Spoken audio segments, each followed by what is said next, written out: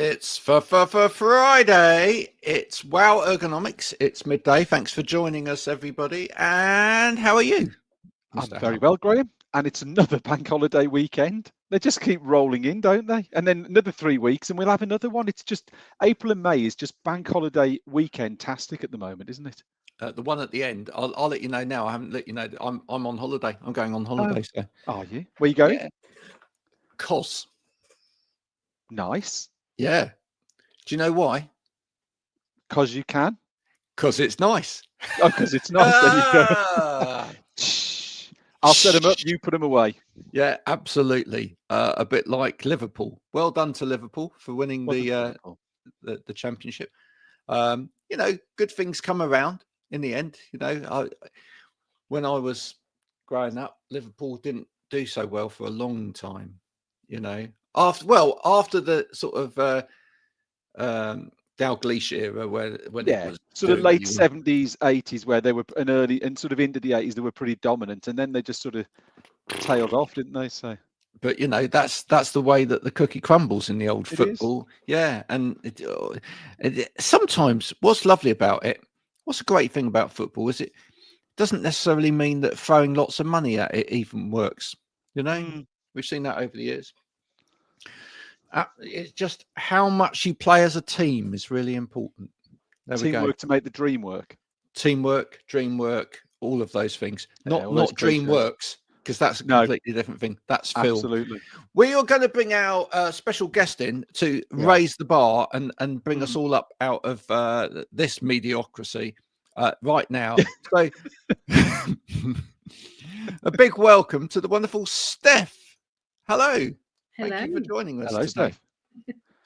Let's start with what it is that you do. I mean, we can see it on the screen for those that actually are watching this and reading, but for those that are listening as they're driving down the M25 or not driving down the M25 as it may be, tell them a little bit about you and what you do.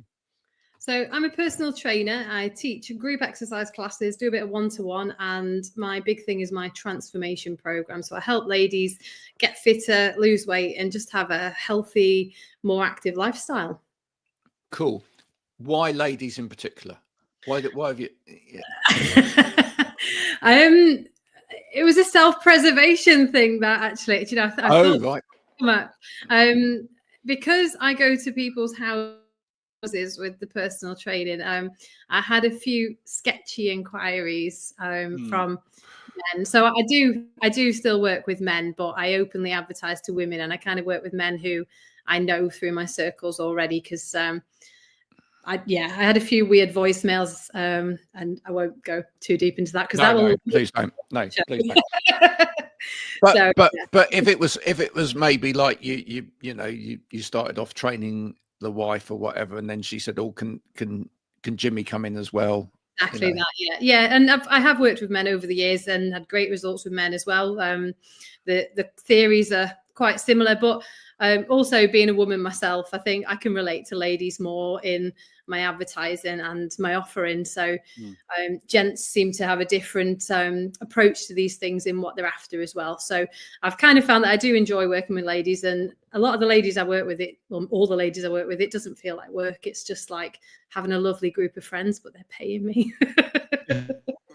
Okay, let's go here. Is there a particular set of problems that women face when it comes to looking after their health, and is it age specific as well? Or do you find like there's like different problems at different ages with women? Yeah, there are hormones come into play a lot, which I'm not like especially educated in the hormone side of things, but I think sometimes there's so much information out there that it's really easy to get confused, get bogged down, and think you're messing it all up because you're not following the latest trend and you're not cutting out this and eating more of that. And actually, I think my approach, I just take it back to basics, and it's hydrate. Nobody, that's a bit blasé, but most of the ladies I work with, they don't drink enough water. Some of them do, but most of them, hydration is a problem. Sleep is Steph, what's the water that you should be taking in? Because you hear different things about, you see people with big drinks containers and they're aiming to do 2 a day. What is it you should be should be doing? Oh, here we go. Here's a visual. So I drink that every day, at least that. That's about 2.25, but I say about 2 litres a day minimum. There is some science on drinking too much, but I sometimes find it challenging to consume that amount, that 2.2. So I think that's a good place to aim for. And I'd that's say just minimum. water. Can you include squash in that? Because I've heard some people say, well, you can't include squash. Can you, or can't you? Yeah, you can. You've just got to be mindful of the sugar in it. Same with coffee and tea, really. If you think of, if you're having a really sugary squash, if you kind of compare that to, well, if I had 6 glasses of that versus 6 glasses of water, how much extra stuff am I putting into my body? That's what we tend to consider. A lot of people with the clubs and stuff, they're told that coffee and tea counts, which is fine. But if you think a cup of coffee is about 97 milligrams of caffeine, where a cup of tea is about 11. So tea's a lot better on that front. But 6 cups of coffee a day, you're then consuming a lot of caffeine, where if that was 6 glasses of water, that's going to be a lot better for you to have water instead. And then it depends how you have your coffee, for example. So if you're having black coffee, then you haven't got the milk in it. So that's like not empty calories. And it's really complicated, isn't it? It's more the sugar than the milk, yeah, because obviously the milk's got protein in it as well. So the milk's not a bad thing. But if you have a couple of sugars in there and you're having several cups of coffee a day, it does add up. But it also depends how you make said coffee or whatever. I mean, a really great example is I've got a cup of coffee soup here at the moment. So you could stand a spoon up in that. And that Right. Do you know what I mean? I could, if I had a spoon, I'd demonstrate. But you know, it really depends. I mean, I saw somebody come out of a bank building that I was about to go into to do an assessment one time, and they went to said coffee shop. I won't mention the name, over the road, and they ordered a coffee with 6 shots of coffee in it. 6. Wow. You know, I mean, that's enough for the day, but in one cup. So I think it. So the trouble is, you can't necessarily talk about it in terms of if you drink coffee or if you drink this or whatever, because it's how are you making that? Some people, I knew a guy as well. He worked in a warehouse of mine at one point. His coffee, this is no word of a lie, was literally hot water with 2 grains of instant coffee in it. 2 grains. Oh, wow. That was it. I don't know how he even tasted the coffee, but effectively that was hot water. That's all that was. So, you know, how you make it, etc. All of that counts as well, really. And just coming on back onto that, Stef, is a lot of this, I know you're going to touch on other things that you're going to talk about, but clearly we've kicked an idea around between the 3 of us there. And it's interesting already. We've all got slight variations on what our understanding is. A lot of it, and what we talk about on the show, is a lot about workplace ergonomics, and a lot of it's about education and information. You see, I always thought that, you know, like you said, tea and coffee, you don't count because obviously they can dehydrate you as well. But I've heard other people say, well, you can count them. So it's that understanding, isn't it? And also you think sometimes other reasons why organizations are sort of pushing certain stories. So if you're maybe a maker of said tea or coffee, you maybe want to talk about that in a positive light, where actually the reality when we talk to an expert like you is, well, they're pushing that narrative, but really that's not correct. Yeah, there's definitely a lot of companies out there that are paying to have their stuff look healthier than it is with food and with ergonomics, I'm sure. Yeah. There's a great book on that. I don't know if I'm allowed to recommend books, but I read a book recently. It was Ultra Processed People. I think it's Dr. Chris Van Tulliken. That's a great book because it talks about certain companies and how they've kind of changed different countries. They've gone out to kind of tribes and stuff like that and introduced their products. And then it's caused a lot of problems as a result, but it's all about making money. So you've got to be careful who's funding the research. Who's funding the research? Is it research? Is it marketing? Is it blurb, etc., etc.?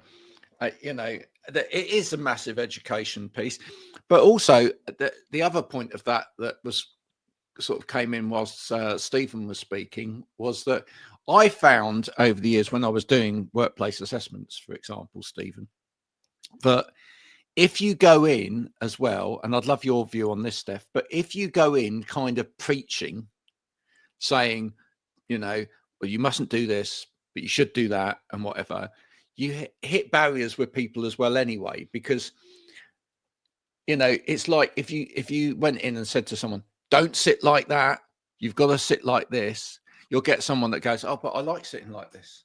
So you can't you'll immediately get their back up even though they're lying down.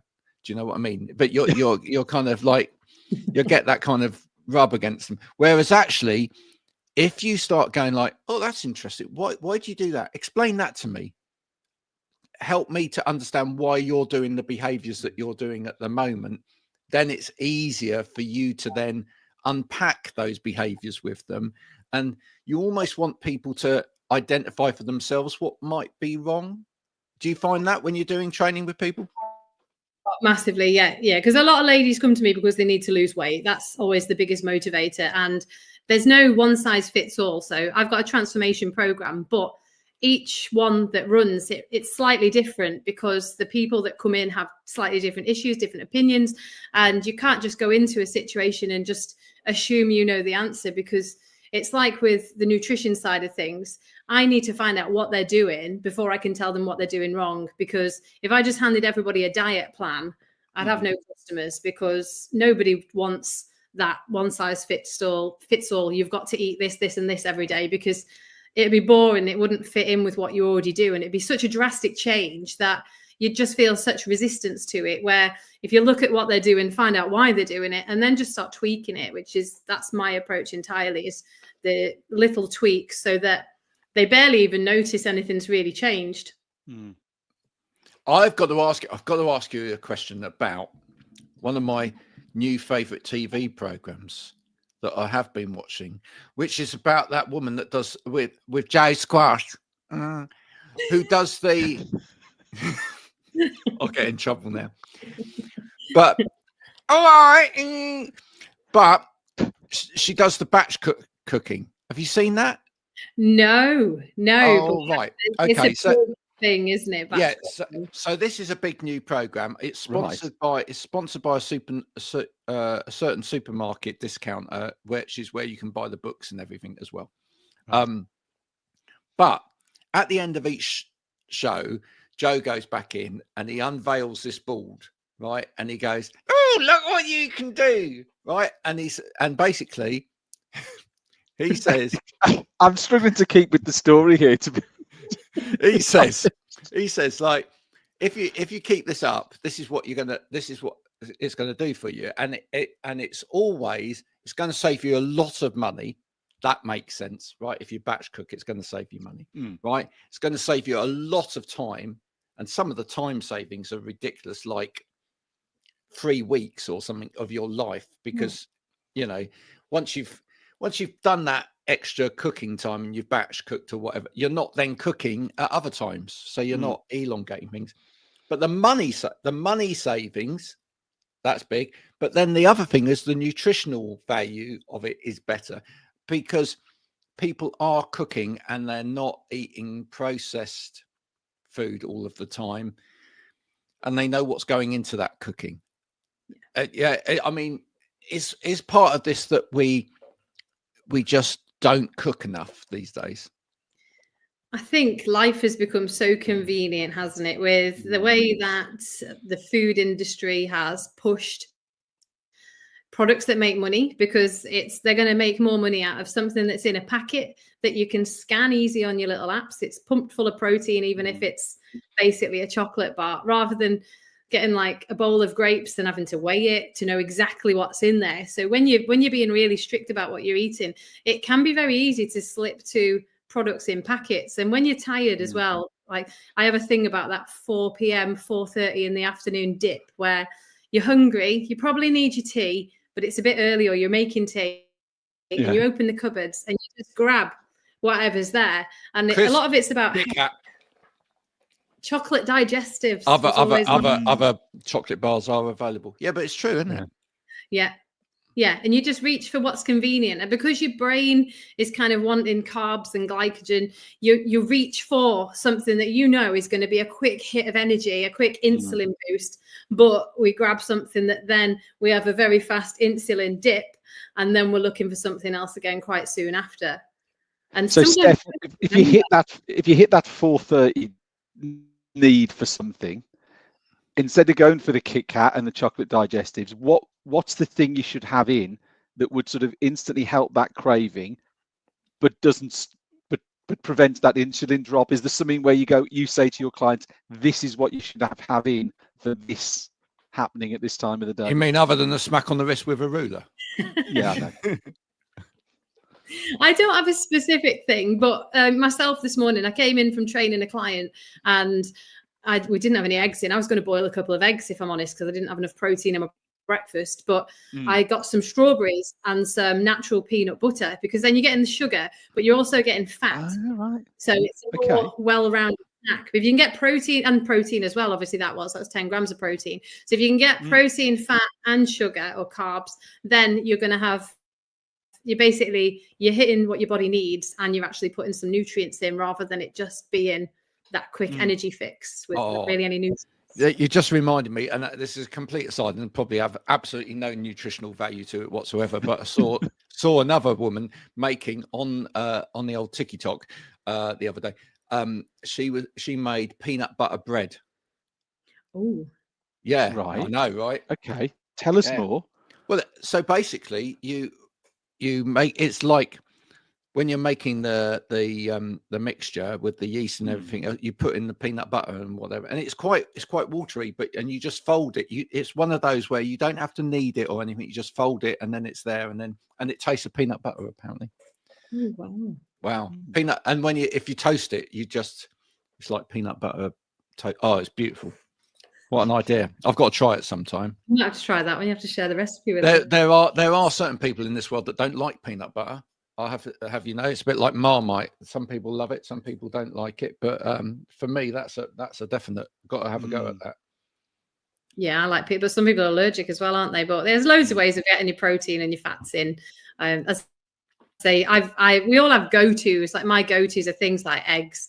I like the Greek yogurt on a morning and granola and things like that. But it's just, I think, don't overthink it and just think about putting nutrients into your body, and that common sense approach, isn't it? If it's come out of a packet, it's probably not going to be as good for you as if you go to your fruit bowl.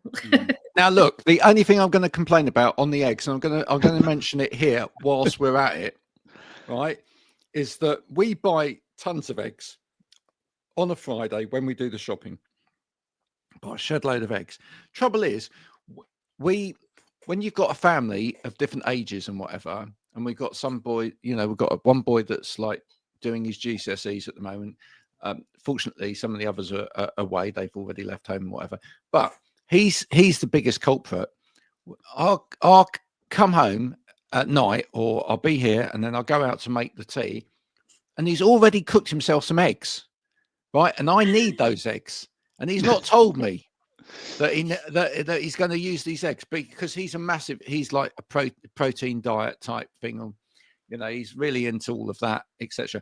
And he just helps himself to eggs all the time. And he never, ever lets me know that he's used the eggs. And it's just keeping up with it. Same with fruit. He literally will eat 6 apples a day. And I like buy them for lunch boxes and whatever else. And then they're gone, you know. So, but this is one of the big problems with diet as well. It's actually, when you've got a big family, it's actually stopping people from using what you've got as resource, because other people they use it, and then that's when you turn to the quick and easy convenient thing. Oh, I've got it in the fridge or whatever, because somebody else has used it. Do you know what I mean? That is part of the problem with all of this. I've got this all to come. My oldest was 12 yesterday, but my boys are swimmers, so I've got this all to come with the oh, you've definitely got it all to come. I mean, another friend of ours, a family friend of ours, used to have the problem with the milk. They used to buy like 6 pints of milk a day, and it just went. Like the teenage boys just drank it like they were fish. Now, the other thing I want to ask you about is what kind of attracted me to your profile on LinkedIn and actually the way that you do things as well, is that you're not one of these people that kind of pushes for, shall I say, the body beautiful, right? Because to me, I'm sorry if you're one of those coaches out there that loves all that, but it's just a big turn off. And I don't know whether I've told you this on this program before. Stephen, but I constantly get these coaches sending me messages saying, "You look like this," right? And they send me a picture. They send me a picture of a bloke, right, with a little bit of a dad bod, right? Nothing overly bad, right? Maybe, you know, just a little bit of excess love handlage and whatever, right? Is that such a word? Or have you just made that up? I just made it up. Nice. And then they show me next to it a picture of that same bloke after they've done all of it, where they're like completely, chiseled and, 12 pack and all of that. And they go, "You want to look like this?" And I go back, "No, I don't. I really don't want to look like that. That's ugly. I really don't want to look like that." And it's very extreme, isn't it? It's incredibly, well, for start, I think it's incredibly rude. Oh, yeah. Right? Well, I don't know if you saw my reaction when you told me, when you said it. I was like, I just think you don't really know how to sell to people. But I like your approach that, like, you did some exercises the other day and they seemed doable, put it that way. When I see people and they're showing me like, "Oh, I'm lifting a car in the gym and then I'm doing 500 chin-ups, with weights tied around my ankles," I just think, what? And you've got to go to the gym 7 times a day, 8 days a week. It's just.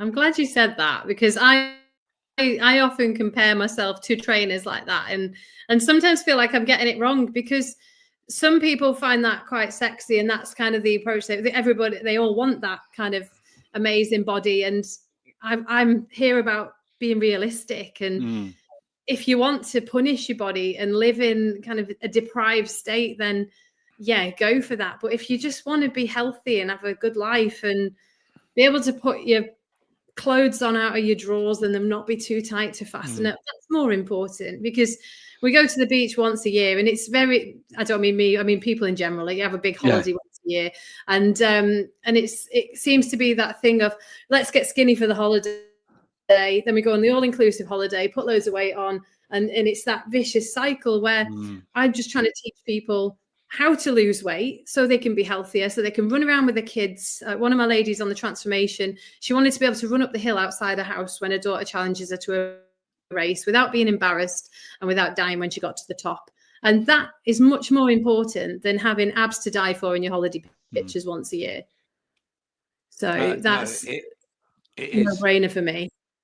And Stef, is there a with your sort of client base, is there a sort of a common profile? I mean, because what we talk about on this show a lot is around workplace ergonomics, and people think of it traditionally as people sitting at desks with computers for a long period of time. If you sort of, in your head, whether you've done this analysis or not, and you think about the clients you've got, are a lot of them in a certain type of sort of demographic from a work perspective? Are a lot of the people you're talking to or working with office workers who are sat down, quite sedentary jobs? Is that a common theme amongst your client base? I get quite a lot of that. Yeah, I see a lot of ladies who have been teachers and things like that, and you can almost see what they were in their posture, things like that, before you've even had the conversation about what they did. They have the same issues like tight hip flexors and sore backs and hunched posture and sore necks.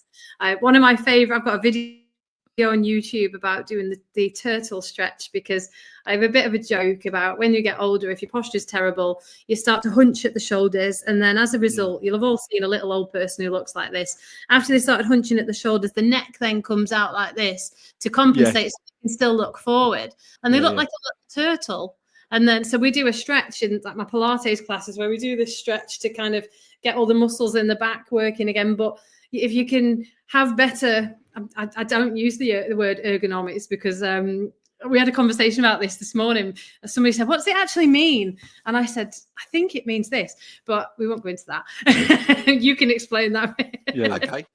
But yeah, if people are given the right tools so that their job doesn't result in them hunching at the desks, they're going to have a lot less issues when they're older. They're not going to, obviously still doing things like Pilates is great for keeping your muscles strong, but if your muscles, how many hours a day do we work? 8 hours a day. If you're at a desk for 8 hours, the muscles in your back are all stretched open. The muscles in your chest are all tight because your shoulders are hunched forward.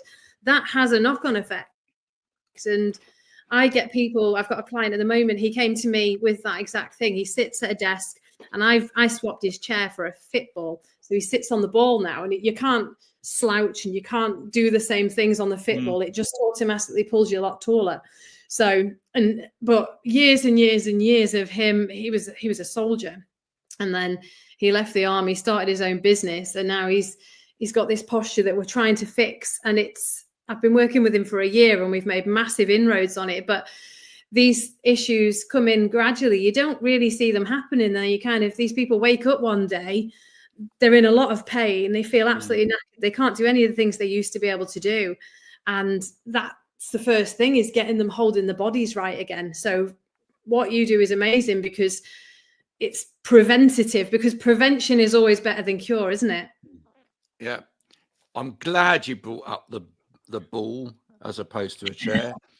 That's a really interesting one. Okay. Right. So I've, over the years, absolutely wanted to recommend on occasion a ball for somebody to sit on rather than an office chair. You can't. The reason you can't recommend it is because it doesn't actually meet with the regs, right, for working in an office. There's a good reason for that. Okay. An office chair for working on must have a 5-star base. The reason it has to have a 5-star base, the reason you can't use a ball, is because, and this is where context is really important, and I think people have to use a bit of common sense with this. If said person was working at home on their own, right, in their house, the risk of them actually going anywhere with that said ball is probably minuscule, right? Although you can fall off of them, whatever. However, if you were to put that ball into an office space, and I actually demonstrated this in an office once, if you were to put it in a row on a set of desks in an office, and somebody came along and literally just caught it with their foot or whatever, that person would end up falling on their coccyx, probably breaking their coccyx, having, maybe even spinal injury, whatever, and chaos. That's why you can't recommend it in an office, because you have to have the stability there so that it is safe, etc. And interestingly enough, we could talk to you about this afterwards. We won't go into it now, but there are now chairs that work like a ball, but actually are chairs. There's chairs like well, no, we won't mention them, but there are chairs that do that. All right. They're like they've got a spring, and they literally allow you to do this, and they work your core, right, whilst you're sitting on them, and you have to engage your core in order to stay in them. But they have a back, and they have a 5-star base, and therefore they meet the criteria. So there's all of that. Those balls have a mind of their own. I thought you were going to say that they'll be rolling all over the office together. I was thinking that. Well, I had that image. What were those ones? Remember when you were a kid, the sort of hopper things that had the 2 ears? I had just an image of the office, just no work getting done, but just carnage of people bouncing around on balls all day and no work getting done. But one of the reasons, I'm glad you mentioned it as well, one of the reasons we do this show is because I think one of the things we're trying to encourage is for people to actually understand other sectors and to work with other sectors and to collaborate with other sectors, so that actually we're not doing things in kind of isolation from each other, right? Because what the work you do is so valuable to the work that's done in sort of the ergonomic sector, etc. But when people say that, it's like, oh, but don't know exactly what it is, and I'd like to know more, etc. That's useful. We need to be having these conversations. So without teaching you to suck eggs, a little bit of sort of back knowledge about ergonomics. And the important thing here, and Stephen will back me up on this, is that there are 2 words, ergonomics and ergonomic, right? And first of all, let's discount the word ergonomic, right? Because the word ergonomic has been misused and abused over the last few years. Right, it's become an now get it right. It's been used as an adjective, hasn't it? Is that the right adjective? So it's used as a description of a product. So Yes. an ergonomic chair, an ergonomic mouse, an ergonomic We did, and we footrest. did some reactive content in the middle of COVID, which was Mm. hilarious. And maybe one day I might put some of it back out again. Yeah, But where good. we looked at some descriptions online of various products, which were far from brilliant, right? Where people had literally every other word used the word ergonomic. Because the trouble is, someone will go, that's an ergonomic mug, that's an ergonomic clip, that's an ergonomic this, that's an ergonomic toilet roll. And the reason being, right, is because they know that sells. If they put that word in front of it, it sells. They don't really have a Scooby-Doo what it means. In fact, a lot of the time they've just seen it used on other products. For I'm going to, copy that and use it as marketing blurb or whatever. So anytime you see that, just ignore it. Absolutely ignore it, right? However, ergonomics, that's useful. So ergonomics, it comes from the term ergonomos. So that's the laws of work. All right. And basically what ergonomics is about is how do you and your environment work together? Right? How you're doing your job or you doing a particular task or whatever, how does that work? Are they complementary to each other, or are you kind of fighting forces? Right? So as soon as you understand that, what you do is ergonomics. Yeah. Right? And as much as Stephen's company produce products that enable flexibility of working posture and allow people to easily move between different positions to, enable them to work in more comfortable ways by adjustment. Yeah, that helps with that relationship between the person and their environment. What you do helps people at the same time. So you're deeply embedded in ergonomics, and it's nothing to be scared of. Yeah. Just like adamant. Yeah. I'm glad you said that. Thank you. Because I actually Googled yesterday ergonomic sandals because I had some pain in my feet and I was looking for sandals. So I could have got shafted there by that word being overly used. Yeah. Well, so what we would say, and let's relate it back to what you do, is if we were looking for something to be more ergonomic in terms of its properties, say, a better term would be adjustable. That's probably a better term, right? Does it fit, and does it enable you to adjust the fit while still maintaining function? So I thought that was quite a good way of describing it. Yeah. But that's what you're really looking for. So if you were looking for a sandal, right, does it actually fit the foot properly? Does it actually give the right support without you falling over or tripping or whatever? And is that then adjustable so that, if your foot is a different temperature or it's wet rather than dry or whatever, it has adjustment in there or properties to it that enable you to use it in different ways. It's interesting you're using the word adjustable there, Graham, because I was down yesterday at Flock showroom, and Flock's the chair manufacturer, and we had a number of manufacturers of products there, and the one key theme that stuck out in everyone using their presentation was adjustable. And that's the key to anything that we're talking about, is the fact that, like the ergonomic sandal, if you can't adjust it, it's only going to work for the person whose foot fits exactly in that sandal. So maybe the other 80% of people who buy it use it, but it can't be adjusted. And that was the common thing. That's the whole thing we get on. And it ties in with what you're doing, Steph, is that ability to flex and adjust and move it to fit around the individual, rather than that one size fits all of, there you go, crack on. And probably ties in with what we're talking about with diet and exercise. You've probably got and I'm making an assumption here, probably a core-ish type of program that you maybe then flex and adjust different parts around those different individuals. And that ties in with what we're doing, that we've got a product, and other people do products that in the core is pretty stable, but has got the ability to just tweak and adjust to fit that individual. And that just ties all back to ergonomics, is that relationship between the person and work. Gone full circle. Yeah. So another term actually that's used within this sector, which I think is perhaps a more useful term as well, is human factors, right? So you'll also hear people talking about human factors rather than ergonomics, and I like that. In other words, is what you're doing, is your program, is your product or whatever, is it quite human? Does it actually work for humans, not for robots, if you like? Yeah.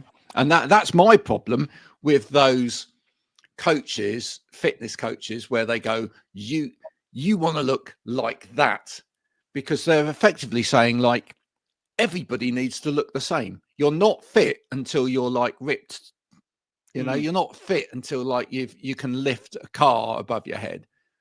But if everybody looked like that, that would be boring, right? It's almost shaming people for being normal, isn't it?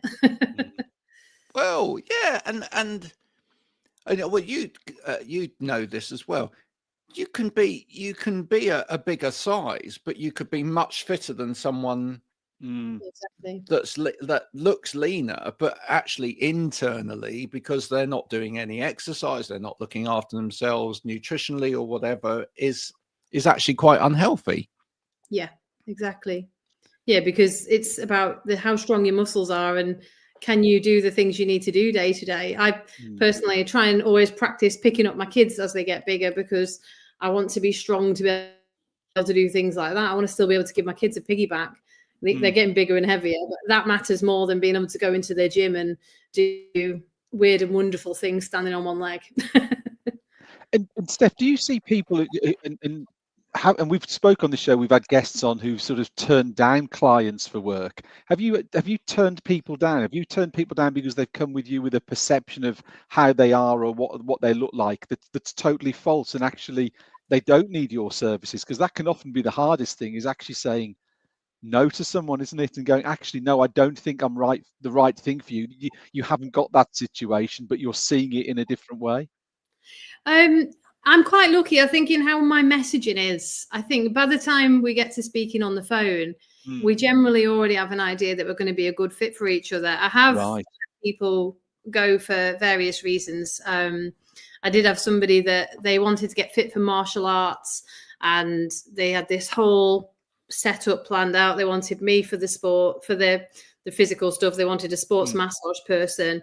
They wanted a martial arts specialist, and I said, I don't know anything about martial arts. They did also want me to train them in their bedroom, though, so that was where I drew the line. That goes back to what I was saying to you earlier about why I work with ladies more than men. But yeah, I think sometimes if none of it resonates and I haven't got a clue, like I don't really know anything about golfing, so if somebody came to me and said, oh, can you help me with my golf, I could say, well, I don't know anything about golfing. I know I can help you strengthen these muscles, but there's probably going to be somebody out there who is golf specific and they're going to be a better fit for you.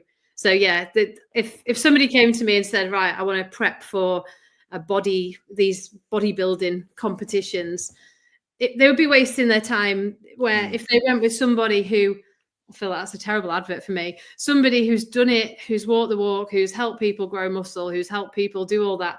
Because it's the extreme stuff, and it just it doesn't. I don't think that's a terrible advert for you. I think that's a perfect advert for you, because I honestly believe that. And as I say, look, I've got horses for courses, etc. I've got nothing against these coaches, although I don't like you DMing me like that, all right? But I've got nothing against them doing what they do, but it is very specific, right? Because I just feel like there's a whole load of people out there that are just probably want to as you said earlier, just want to maybe lose a few pounds or just get that little bit healthier in their lifestyle, etc. And whatever. What they do not want to do is they don't want to start doing competitions for bodybuilding or whatever. If you wanted that, then you do want a coach that looks like that themselves, that is winning competitions because they obviously know what you need to do to succeed at that.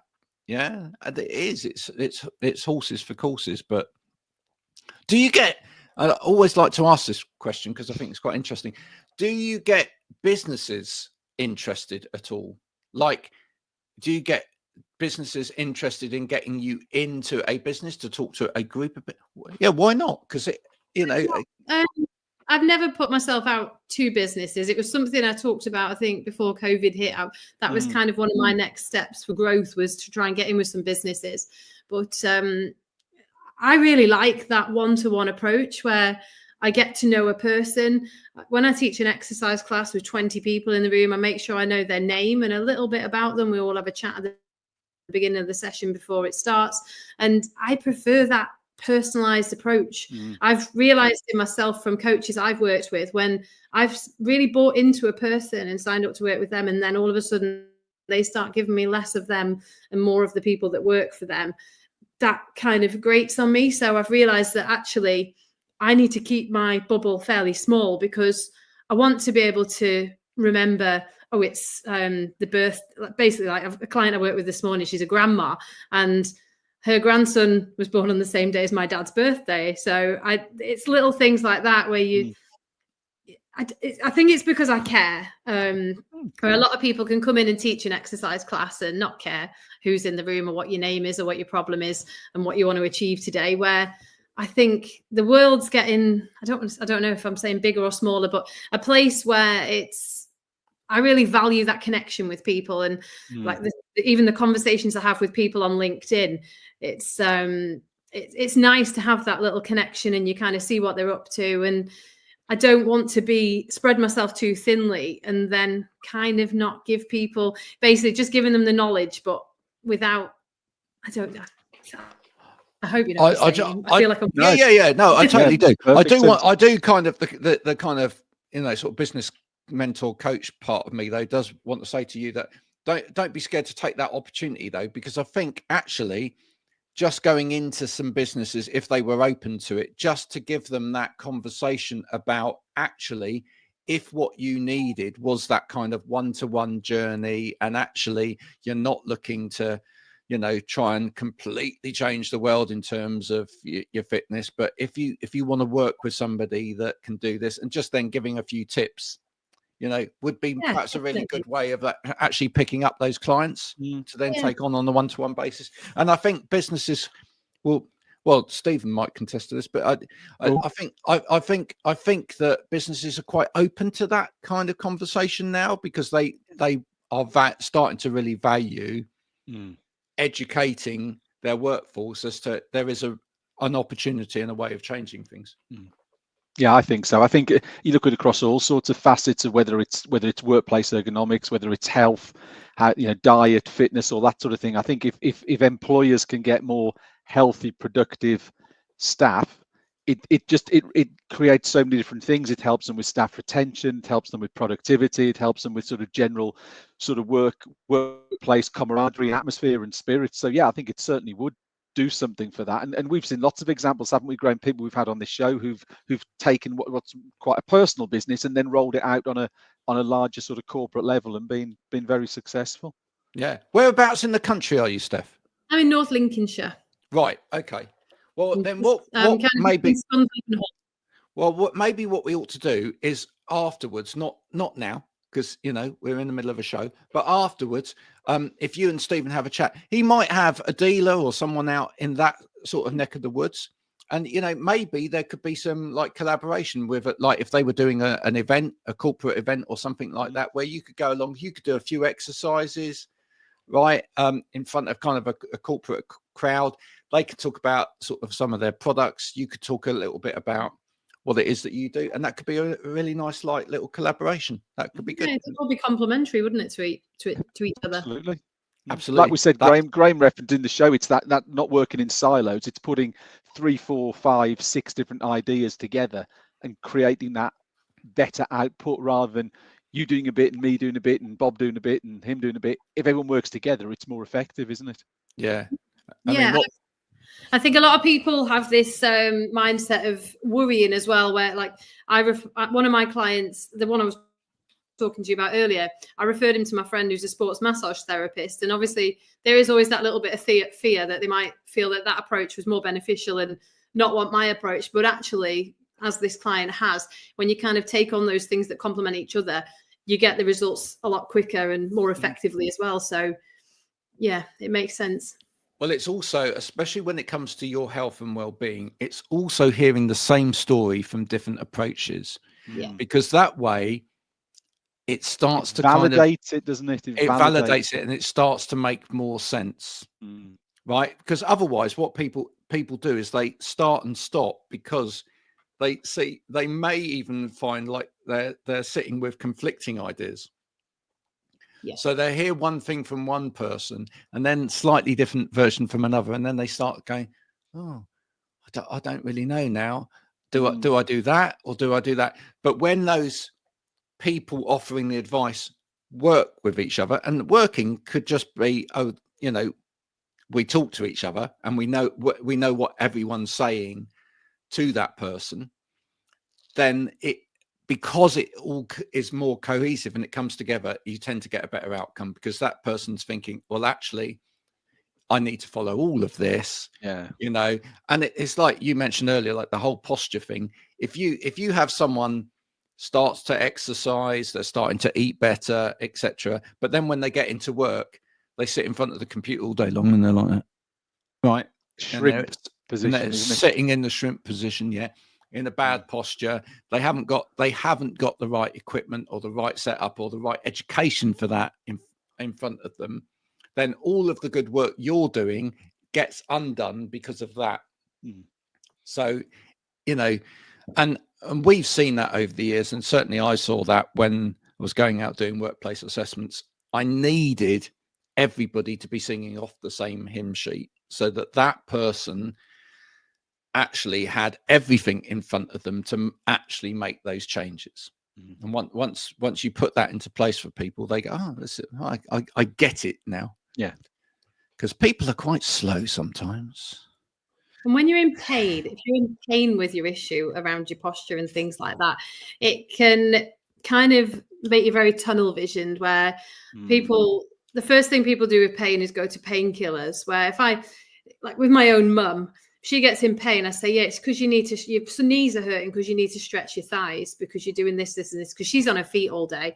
And people say, no, I'm in pain. I don't want to exercise. I don't want to stretch because I'm in pain. And it's like a vicious circle, isn't it? Yeah. So if the person that's selling them, who's advertising the product that is helping them avoid getting in pain, is talking the same language as someone who says, yeah, you need to stretch as well, it's like, oh, actually, maybe I will try it then. I don't want to get into this too much, but I will very briefly say this. One of the things that I used to ask to see on a regular basis when I went to see certain people for workplace assessments was their top drawer of their pedestal, which is their set of drawers under their desk. Right. Okay. I wanted to see inside, right? And the amount of times that they opened their drawer and it looked like a pharmacy. Wow. Yeah. Right. The literal amount of pills there, and you go, right, explain this to me. And they're like, well, I've got this for this, and then I've got this for this, and then I've got this for this, and then this for this, and this for, and it's like, I'm not surprised you can't concentrate, right? Because your hires are cut. In fact, there was an occasion where I literally had to say to the line manager, you do realize that actually with the cocktail of what they're taking, they are basically high. Wow. Right. And they are driving to work. And actually that's quite dangerous. Right. That they are, I mean, it would be as dangerous as driving to work on alcohol. Right. And so actually, along with, physical adjustments, along with maybe better exercise, looking at diet, looking at perhaps pain management, and how are they receiving any pain management, and trying to get them off of some of those pills, because with the right pain management, some people can reduce down the amount of pills they're on. Looking at all of those things holistically, you can start to actually deal with the problem, right? Whereas so many times people are literally just existing on medication, etc., in order to get through the day. and medication has its part, and it can be useful or whatever. But ultimately, we'd love to see people getting off of that and actually being helped into more healthy habits. Stef, hope that's been educational for you. You've been educational for us. That's the way this thing works. It's a two-way street, and I wish more people on platforms like LinkedIn would do that more often, which is learn from each other, because that's a beautiful thing. And when we do it, everyone gets better.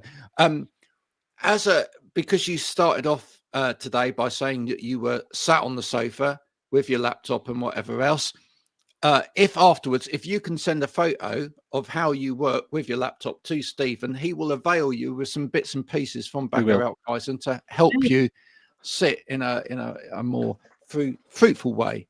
Going forward. And it's been a pleasure to meet you. Yeah, thank you for having me. So much for coming on, folks. As ever, informative, straight to the point. Friday, middle of the day, and it's a good way to sort of go into the weekend thinking about how you can improve your health and well-being. If you would like to if you're a lady out there in particular and you'd like to get some advice from Stef about, maybe how to kickstart your exercise, lose a few pounds or whatever, do get in touch. She'd love to hear from you and see if you're a right fit for her and you, so that you can go on the journey together. Well, thank you to Stephen. Thank you to Stef. We'll be back same time, same place, a couple of weeks' time. 16th. If you want to, you can catch up on previous episodes of this as well at WOW-ergonomics.com, where there are also some little conversational type blogs that I'd love you to go and read as well. Until next time, bye for now.